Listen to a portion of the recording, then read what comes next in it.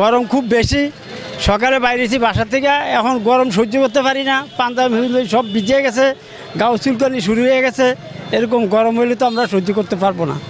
অনেক গরম, প্রচুর গরম। এই গরমে থাকা যাচ্ছে না। কি করার, এখন আমাদের বাচ্চা টাচ্চা নিয়ে আসা লাগে, করার তার কিছু নাই। গরমে স্যার বেতাল অসহ্য লাগতেছে। গরমের জন্য গাড়ি চালাতে পারতেছি না, গরমের জন্য রাস্তাও যাত্রী নাই, আমারও খুব কষ্ট। গরমের জ্বালা অনেক সহ্য করতে পারতেছি না, যাত্রীও গাড়ি তুড়ে বসায় রাখতে পারতেছি না।